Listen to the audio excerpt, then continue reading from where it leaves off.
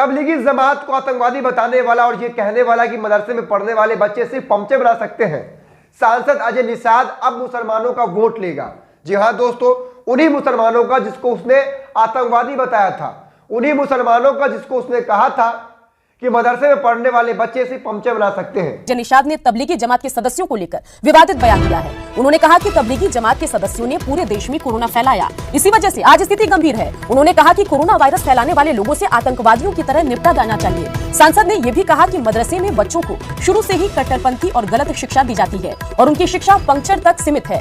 मदरसा सिर्फ यह सिखाता है कि पंक्चर की मरम्मत कैसे की जाती है। इसलिए और आप ये कहेंगे कि भाई जब इतनी बड़ी बात बोलने वाला अजय निषाद वो कैसे मुसलमानों से वोट मांगेगा और मुसलमान कैसे उसे वोट देंगे, तो मैं आपको बता देना चाहता हूं दोस्तों कि अजय निषाद अब वोट भी मांगेगा मुसलमानों से और मुसलमान अजय निषाद को वोट भी देंगे। वो कैसे, मैं आपको बताता हूं। दरअसल अजय निषाद इस वक्त मुजफ्फरपुर से भाजपा के सांसद हैं।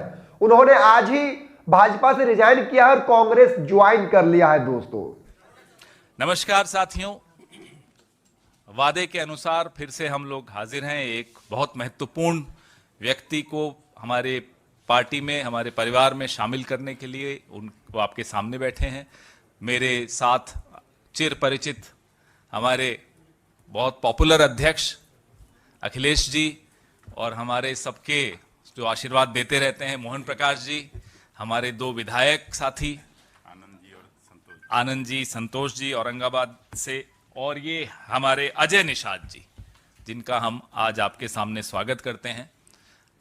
जिनका जन्म ही 2 अक्टूबर को हुआ हो, वो भाजपा में क्या कर रहे थे अब तक हमें ये नहीं समझ में आया।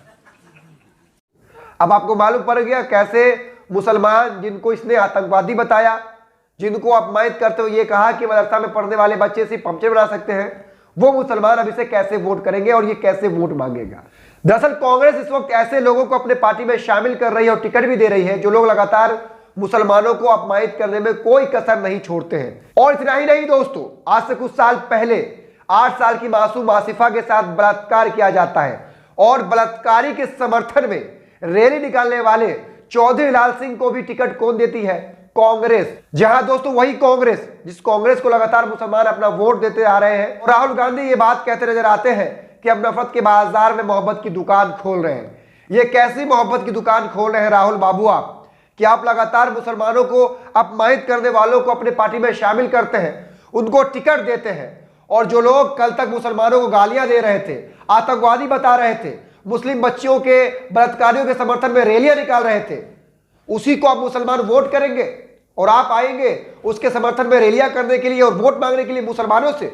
यह तो बहुत गलत बात है दोस्त। अब ऐसे में सोचना समझना मुसलमानों को है कि मुसलमान क्या ऐसे लोगों को अपना रहनुमा चुनेंगे जो लोग इससे पहले उनको आतंकवादी बता चुके हो और ये बोल चुके हो कि मदरसा में पढ़ने वाले बच्चे सिर्फ पंक्चर बना सकते हैं। कि कितनी बड़ी अपमान की बात है ये मुसलमानों के लिए दोस्तों कि मदरसे में पढ़ने वाले 2 कलाम साहब, एक शिक्षा मंत्री बने, दूसरे कलाम मिसाइल मैन बने।